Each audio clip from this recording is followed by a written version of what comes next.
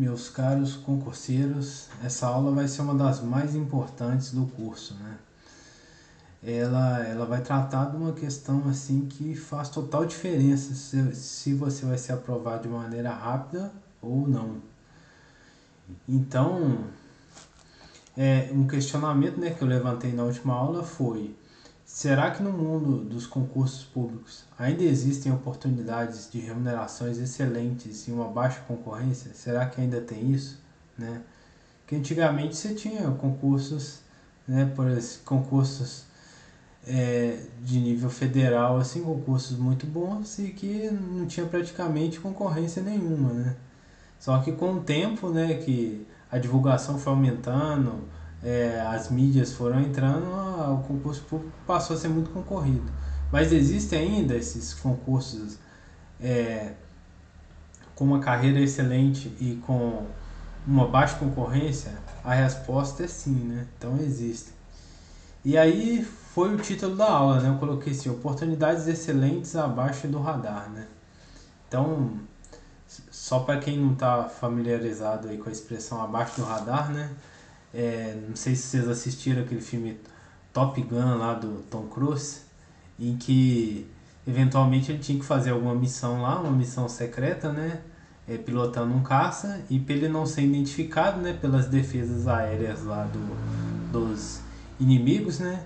Ele tinha que voar baixo, voar bem baixo, assim, passando perto de montanha e tudo, para não ser, para que o radar não captasse a aeronave dele, né?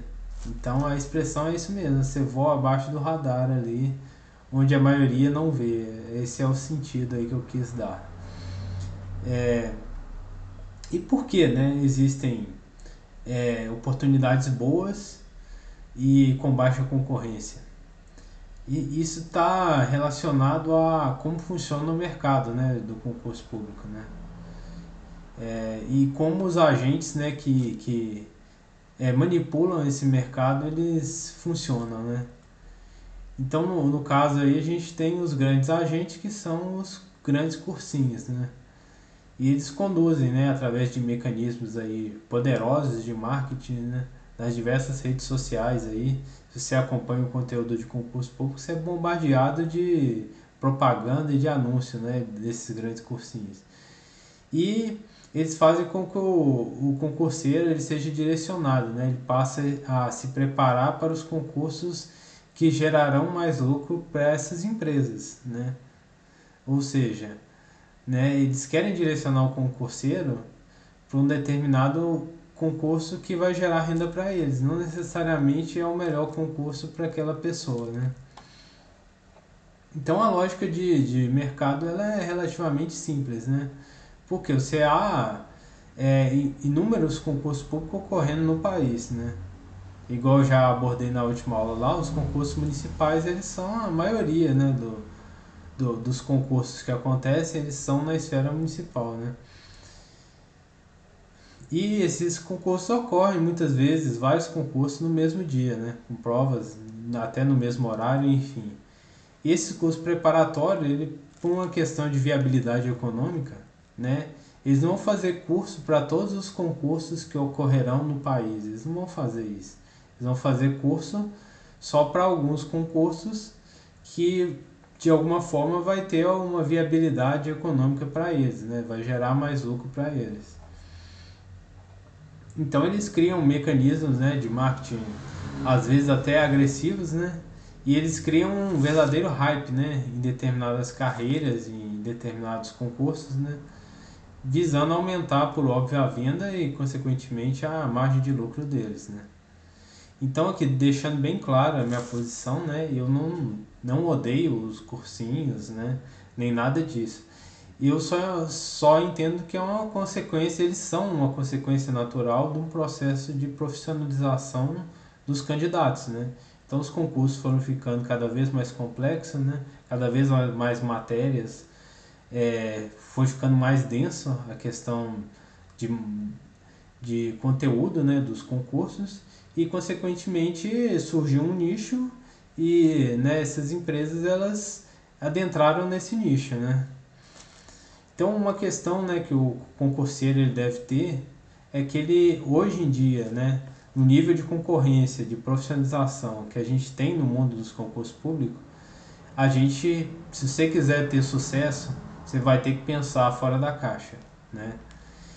Então, se você entrar num comportamento manada, você não, infelizmente, hoje em dia vai ficar muito difícil sua aprovação, né? Ou vai demorar muito tempo, ou eventualmente você vai acabar até desistindo, né? Então, só para esclarecer essa questão aí do conceito de comportamento manada, é uma tendência do indivíduo ele seguir as ações do grupo, né? Então, quando você vê todo mundo estudando para um determinado concurso, vários colegas seus estudando para aquele concurso, é, existe uma tendência natural de você ir para o mesmo caminho, né? E isso aconteceu comigo, né? Igual lá, na época eu tinha um amigo que estudava para tribunal e ele ficava falando comigo, não, que tribunal é bom, que é isso, que é aquilo, mas eu não tinha formação jurídica, ele tinha, né? Então eu segui a onda dele lá e fui, né? Ele não, né, não tô falando que ele era mal intencionado, não, ele tinha a melhor das intenções, mas eventualmente o que era bom para ele não necessariamente era bom para mim, né? Porque nós tínhamos formações acadêmicas diferentes, nós tínhamos sonhos diferentes, enfim. Então a questão do comportamento é, manada é que nem sempre uma coisa que é bom para aquele grupo é bom para o indivíduo, né? Então você não pode seguir tudo que aquele grupo faz sem se questionar se aquilo realmente é o melhor para você, né? Então esse é um insight importante. Então, continuando, né, com a minha história aqui na trajetória do mundo dos concursos, eu conquistei, né, a aprovação no cargo lá de engenheiro civil, né, na esfera municipal, e agora eu já recebi um salário melhor, né, e eu tinha mais capital para investir, né, no meu crescimento profissional, né, é, em tentar concursos, né, de mais alto nível, né. Então eu comecei a viajar mais, tentar mais provas, enfim. E aí me veio mais uma vez uma reflexão, né? Então, o concurso escada, ele foi assim, a cada escadinha que eu subia, eu não agia automaticamente não, eu fazia uma reflexão, ó, qual que vai ser a próxima meta, qual que vai ser o próximo passo, e sempre de maneira estratégica, né? É isso que eu falei, seguir uma estratégia racional, ela vai ser a diferença entre o seu sucesso e o seu fracasso no mundo concorrido que é de concurso público, né? Então aí surgiu mais um questionamento, uma reflexão, né? Qual estratégia eu vou utilizar para definir os certames que eu vou prestar a partir daquele ponto, né? Então eu defini alguns critérios, né? Igual eu defini lá atrás, né? Que eu tentaria concursos municipais e no mesmo estado, né? E nos cargos que eu tinha formação, aqui também eu defini alguns parâmetros, né? Que eu seguiria para escolher quais os certames que eu passaria a tentar.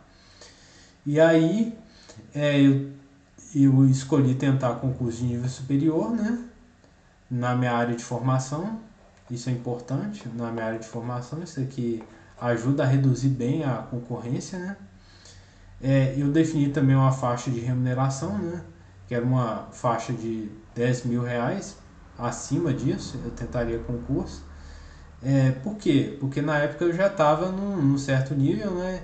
Eu já recebi uma remuneração na faixa de R$ 7.000 e não compensaria eu mudar, né, de onde eu estava, de onde eu morava, para com outro concurso que não me pagasse acima de 10.000, né? Então eu estipulei essa faixa salarial que eu iria abordar, né? E aí depois eu olhei a questão do plano de carreira e de benefício, a questão da localização. Eu optei por tentar concursos que eu fosse lotado em alguma capital, já que eu morei muito tempo no interior, né?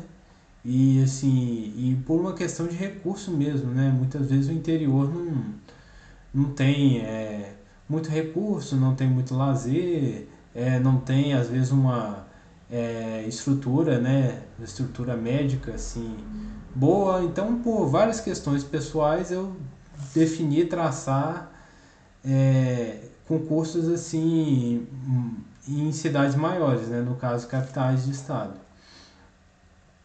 O local de prova também é uma questão importante de analisar, né?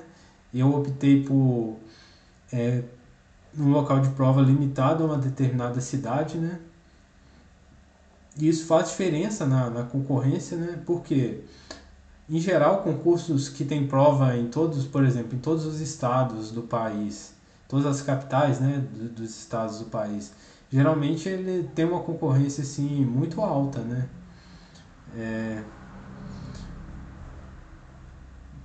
muito alta. Então, uma questão de para aumentar mesmo a chance de aprovação, né?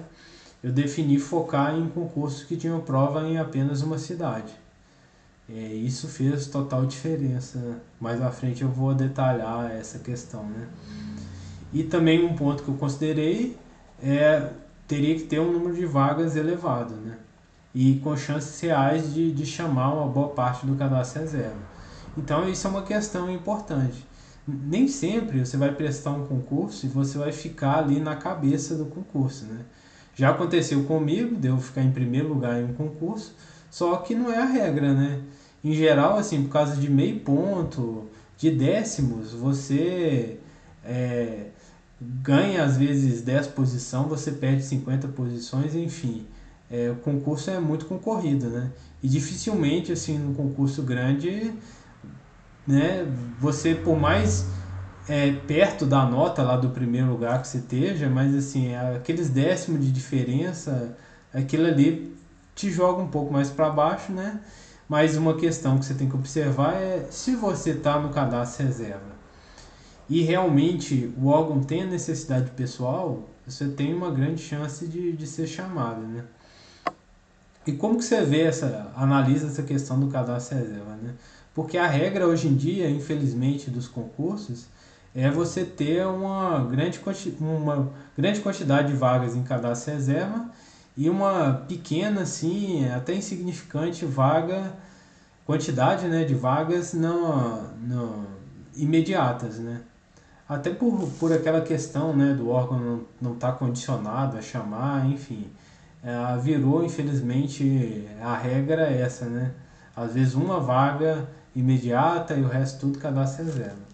Mas enfim, hoje em dia, ficar no cadastro reserva não é de todo real, não é de todo, digamos assim, não é ruim, mas assim, você tem que fazer uma análise para ver se há uma possibilidade racional e real de se chamar aquele cadastro reserva ou não, né? Você tem que analisar quando foi o último concurso, né, naquela carreira. Se tem muito tempo, se não tem. A questão do número de cargos vagos também é uma coisa importante, né, de você pesquisar. E você pode obter essa informação, né, através de pesquisas na internet. Muitas vezes até os próprios cursinhos lá, se for um concurso assim, digamos assim, que está tendo uma cobertura midiática, ele vai te informar, né? Aí se não for um concurso assim que tenha muita cobertura midiática, aí você vai ter que procurar no portal da transparência, né? E até mesmo eventualmente abrir uma ouvidoria, né? E os órgãos têm a obrigação legal de te responder, né? E outro ponto também que eu escolhi como requisito foi a questão da baixa cobertura midiática, né? E aí, eu já comentei isso, né, em outras aulas, é uma questão importante, né? Quanto mais baixa a cobertura midiática, pela imprensa especializada ou pelos próprios cursinhos mesmo, tem um impacto muito grande na concorrência.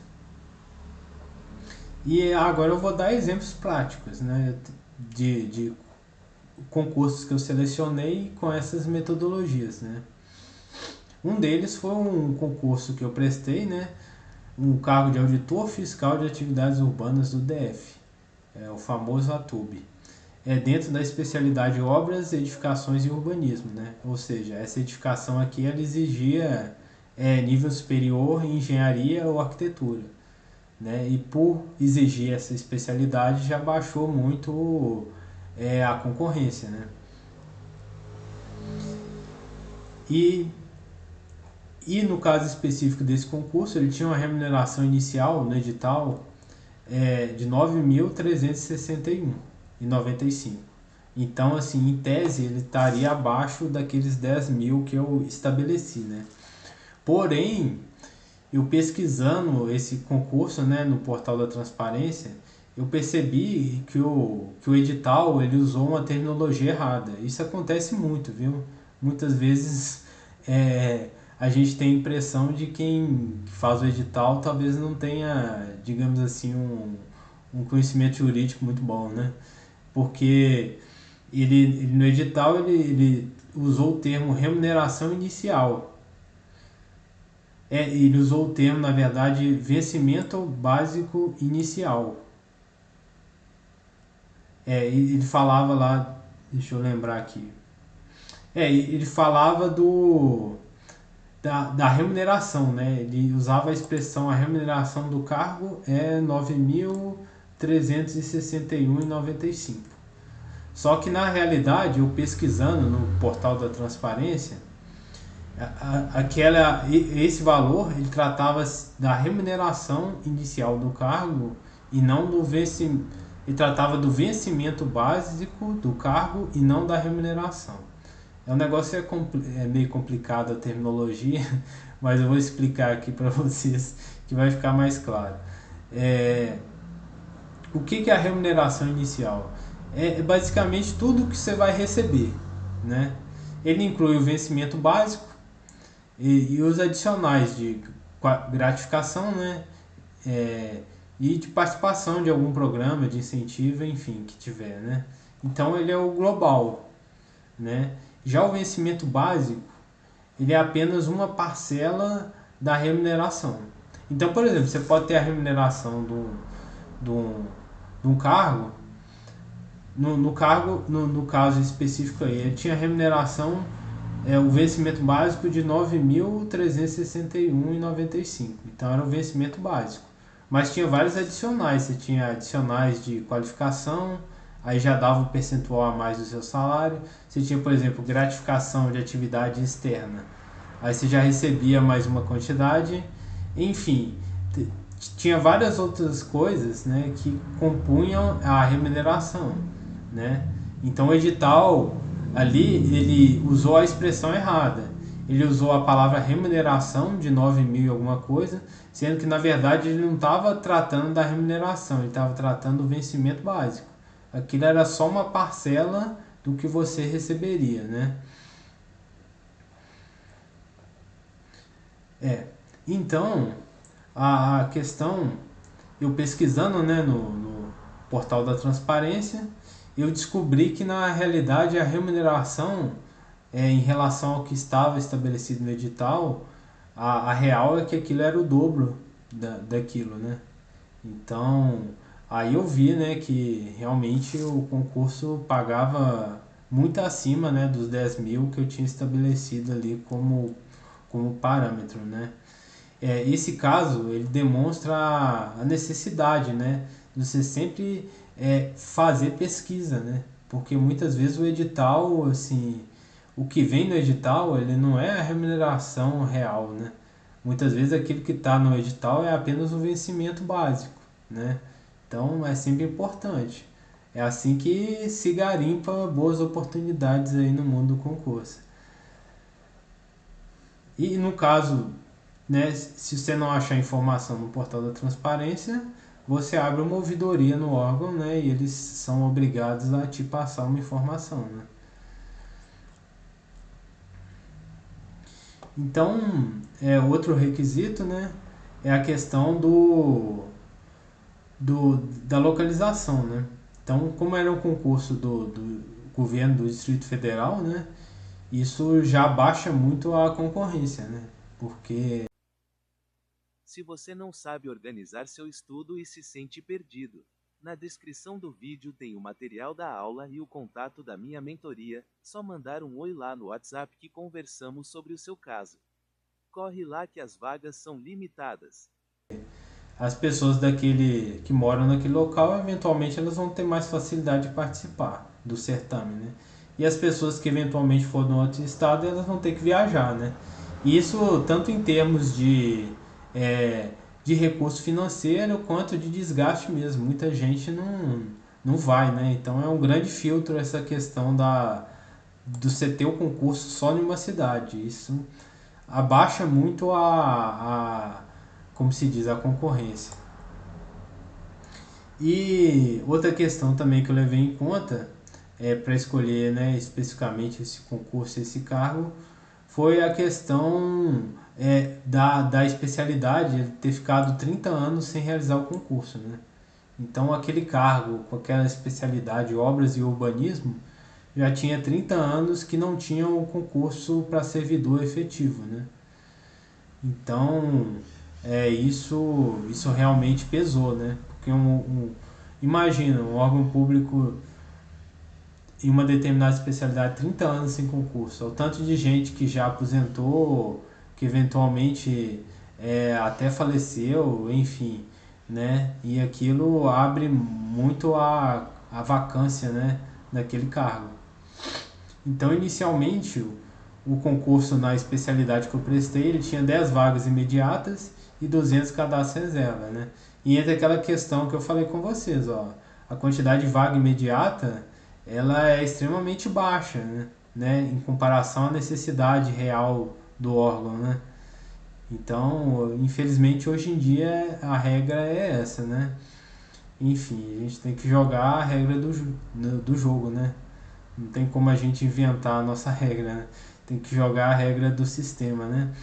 E, enfim, então a necessidade do órgão era tão grande, eu prestei a prova, né? Fui aprovado, graças a Deus. E aí uma das etapas era o curso de formação, né? Então a necessidade do órgão era tão grande que eles chamaram todos o pessoal, né, que tinha sido aprovado na prova discursiva e na prova objetiva, que tinham tirado, né, as melhores notas, eles chamaram todo mundo para essa etapa do curso de formação, né? Então aí você já vê a necessidade, né? Porque em regra até curso de formação, em geral os órgãos chamam aos pouquinhos, né? Chamam tipo no nível federal geralmente costumam chamar 25%, né? Então eles vão de 25% em 25%. Aqui a necessidade era tão grande de pessoal que eles chamaram logo os 210 lá, tanto as imediatas quanto o cadastro reserva, para fazer o curso de formação.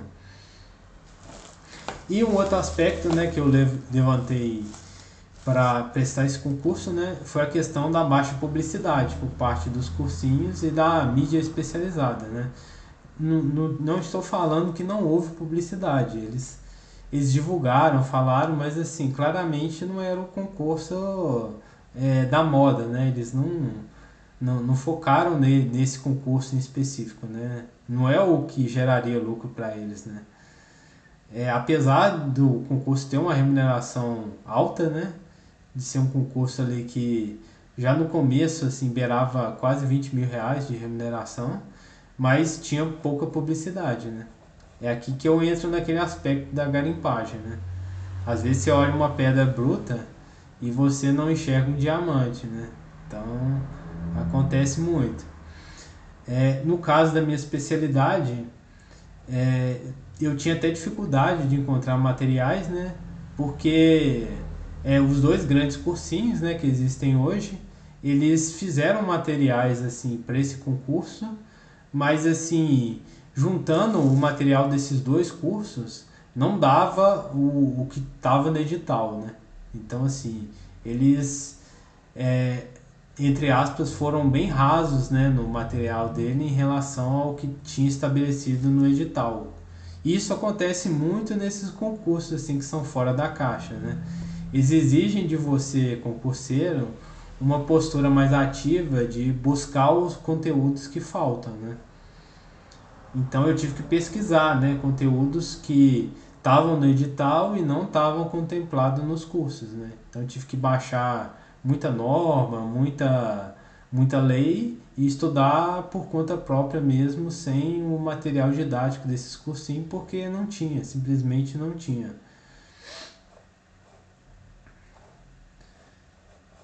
É.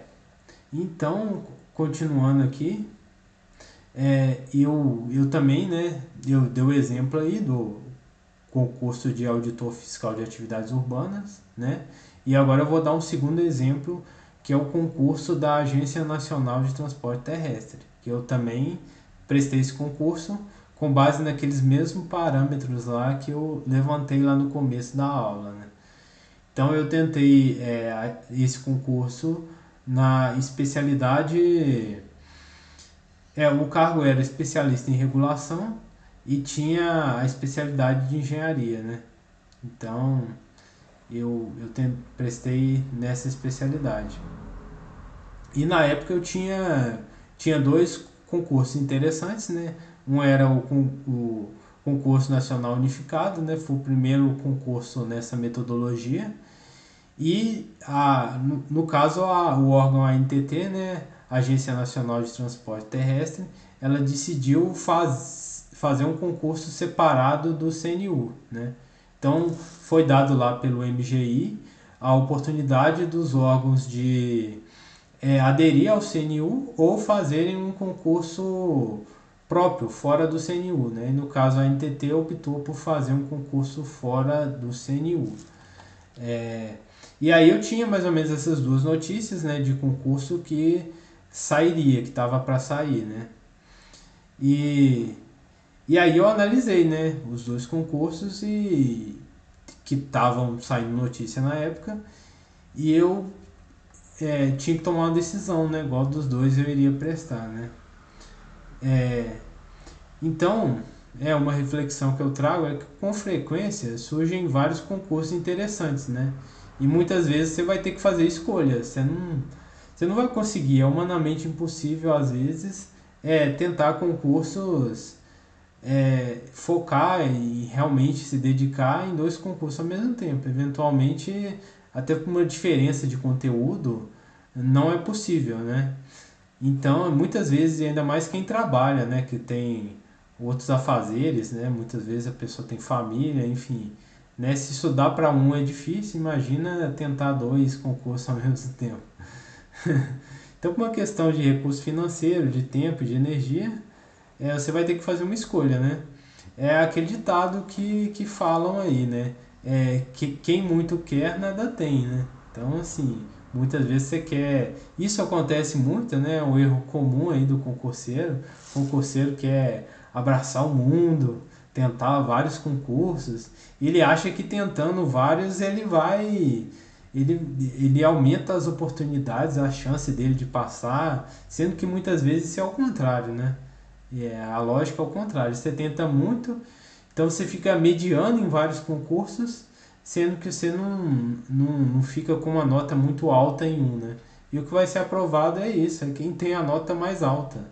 Não adianta você ser mediano em todos, que infelizmente o mediano ele não vai ser aprovado, né? Então você tem que ter uma nota muito acima da média para você ser aprovado, né? E isso exige foco e focar sua energia em um certame só por vezes, né?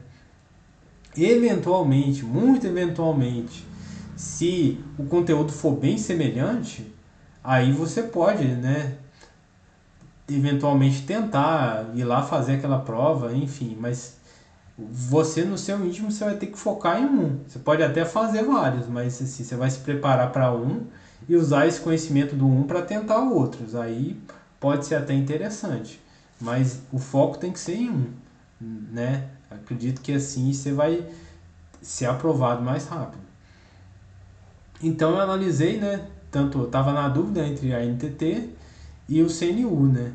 E ambos os concursos haviam cargos dentro da minha formação, né? E, então adentrava naquele critério que eu defini de tentar concurso na minha área de formação. A remuneração de ambos os concursos era semelhante, né? Tinha cargos com remuneração semelhante em ambos os certames. No caso, em ambas as oportunidades eu conseguiria, né, ir para uma cidade maior, tinha essa, então atendeu aquele requisito que eu queria, né, de ir morar em uma cidade grande, sair do interior e voltar a morar em uma cidade grande. Então atenderia a esse critério. Só que o que destoava, né, dessas duas opções, né, da NTT por CNU, eram três requisitos, né, que é o local de prova. No caso do CNU, você teria prova em várias cidades do país, né? Não era só nas capitais, não. Você teria ainda, além das capitais, você teria provas ainda em cidades do interior, né? Ou seja, isso aumenta a concorrência assim, exponencialmente, né? O número de vagas também tinha diferença, né? O CNU tinha muitas vagas, né, na minha especialidade. O da NTT também tinha muitas vagas, mas por óbvio era menos vagas do que o CNU, né? E a diferença assim bem considerável é a questão da cobertura midiática, né? O concurso da NTT, a mídia especializada falava muito pouco, né? Ainda mais que estava no auge o CNU, cara, a mídia especializada, bem dizer, esqueceu assim da NTT, né? Eles fazem aquele aulão lá quando sai o edital, né? Aí tem um professor lá que faz um vídeo e tudo, mas ficou naquilo a divulgação, né? Agora o CNU, ao contrário, o CNU teve reportagem até no Jornal Nacional falando do concurso, né? Onde você abria, tava a mídia especializada falando só do CNU, fazendo aqueles aulões, aquelas coisas lá que eles fazem, e fora a mídia especializada, a mídia comum também falando do CNU. Então, assim, houve uma cobertura midiática gigantesca, né? Isso também eu levei muito em consideração na hora de escolher qual dos dois eu prestaria, né? É,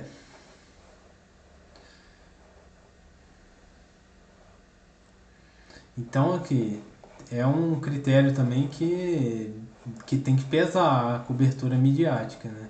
Isso vai influenciar diretamente na concorrência do concurso consequentemente, na velocidade aí da sua aprovação, né?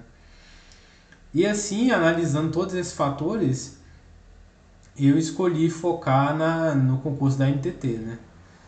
Sempre definindo aqueles critérios, né?